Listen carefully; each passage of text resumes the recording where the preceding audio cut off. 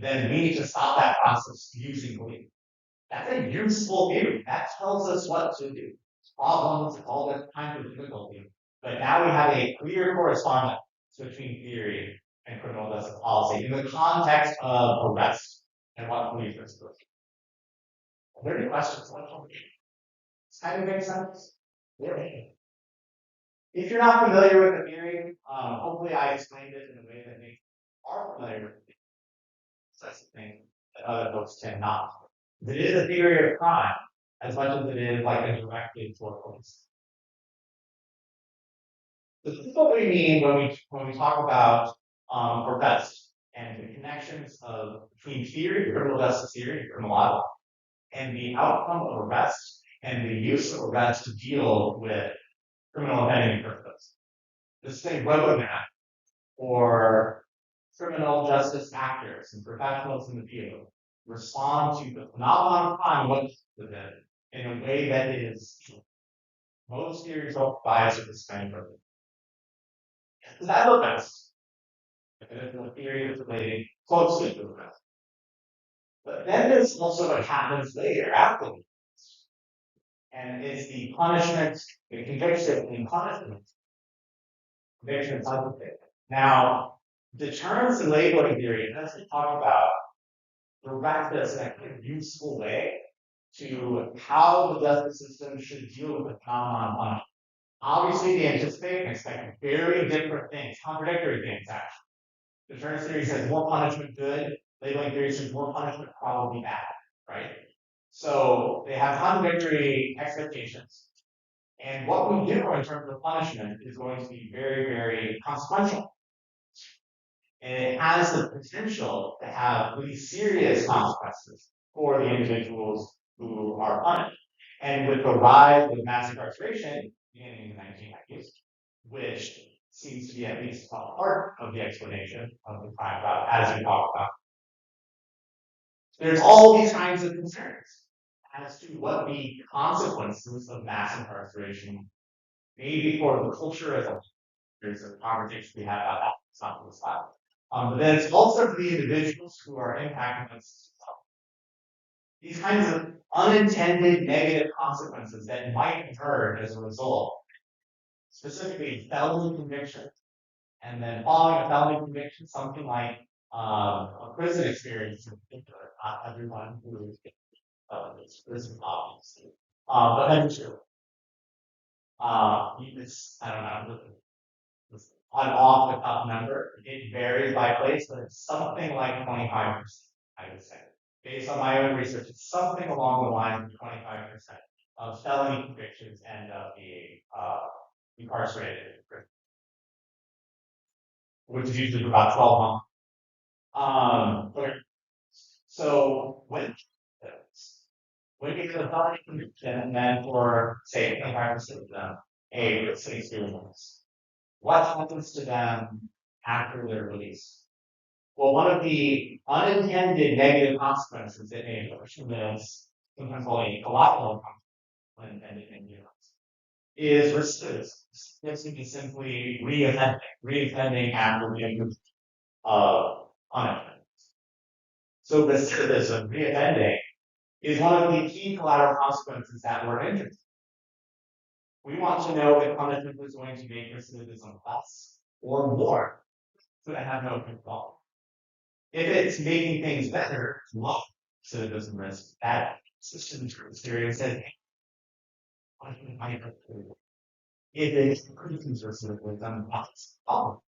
Because it means we're arresting, convicting, and incarcerating millions of people nationwide, and it's not making them better, it's making it worse on the average. So labeling people, in general, expects that this is going to make things worse.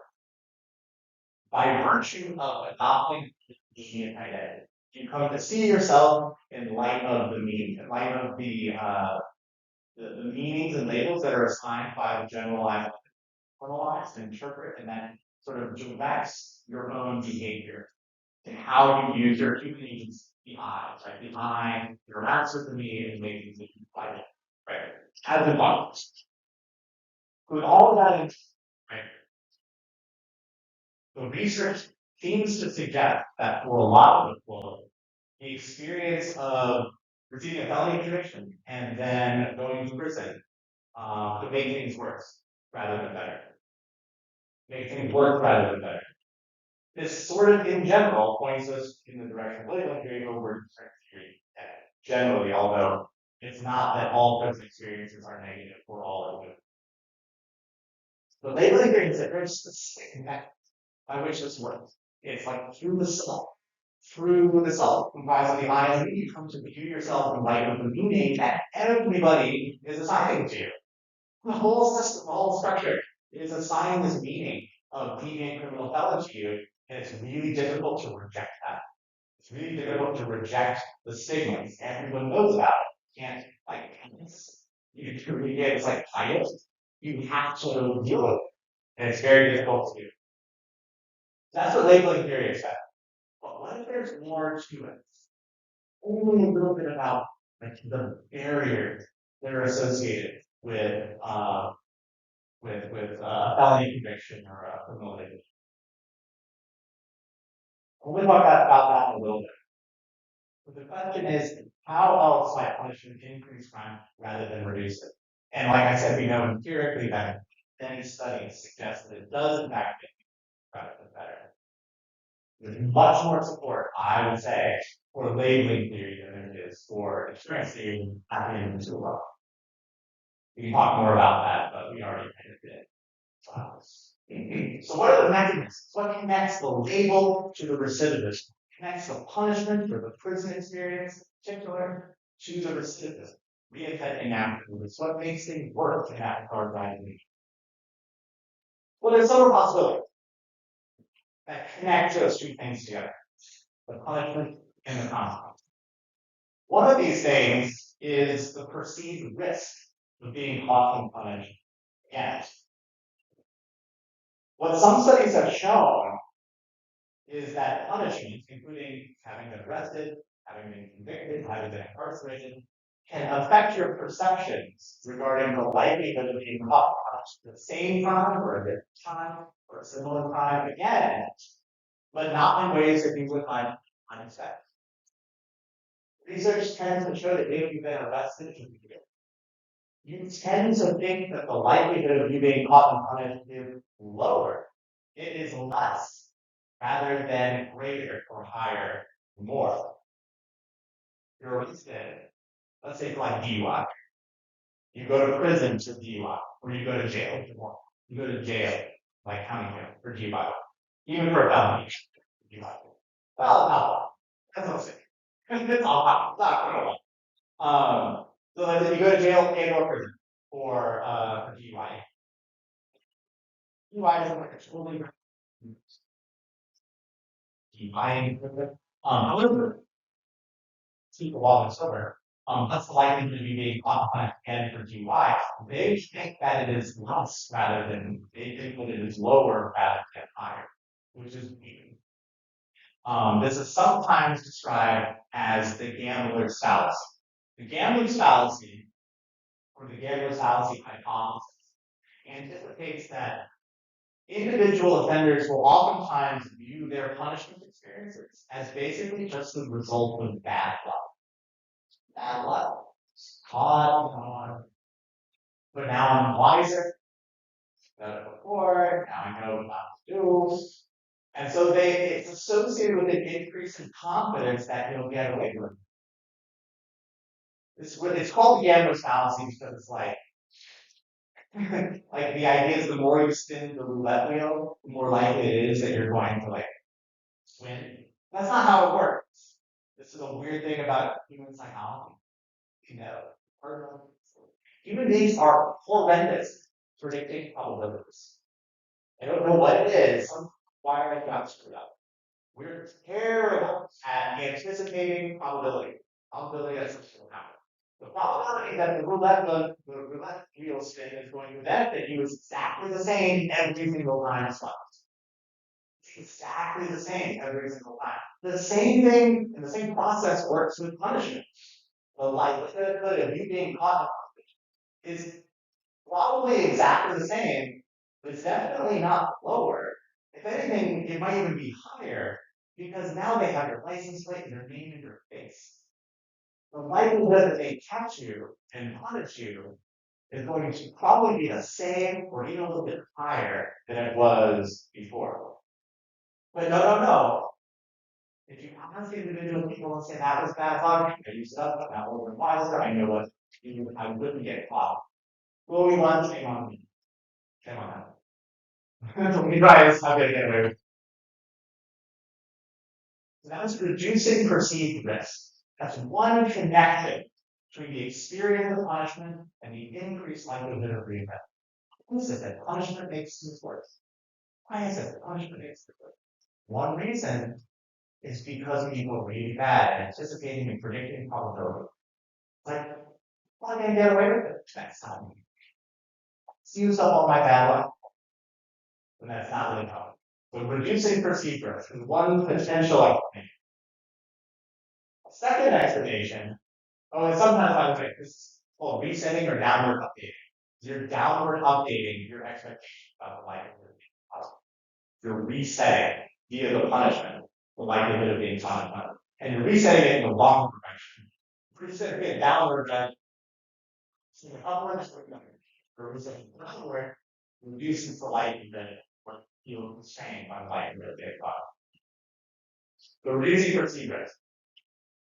The second potential explanation that connects potentially the experience of being caught and punished and reoffending is the strengthening of criminal attitudes, strengthening of criminal behavior attitudes.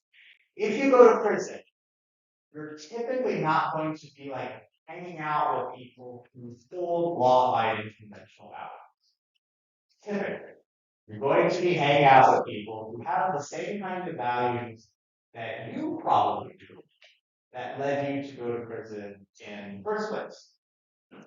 Prisons are kind of unique ecological settings in the first place, and because they're kind of isolated, these, in general, and we can call them like attitudes favorable to time, it's kind of a differential association, social learning kind of framework, which is closely related to kind of where we're going.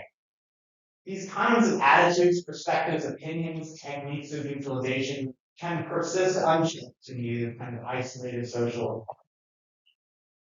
Hard work is for suckers. Don't try to get a job after release.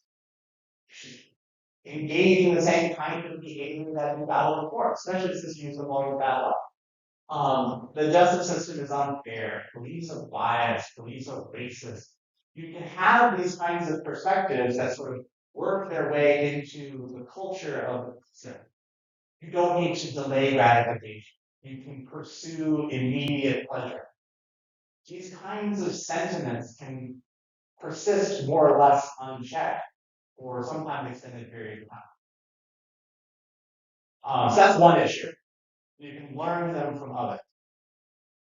One of the key mechanisms of learning is because you just have a lot of free time in prison. They try to structure it in well-known prisons, they try to structure it as much as possible.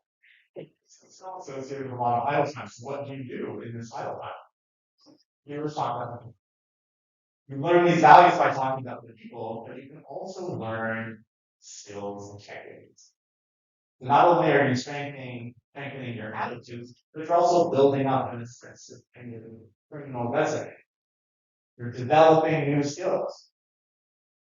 You can learn about things like target selection. You can learn about things like what weapons to use. You can learn about things like how to deal with the contraband, how to get away with it. Now, these skills not themselves going to be cause of the crime. I just think if you learn a skill doesn't mean you use it. But what it does do is, again, just like Gambler's fallacy, it increases confidence.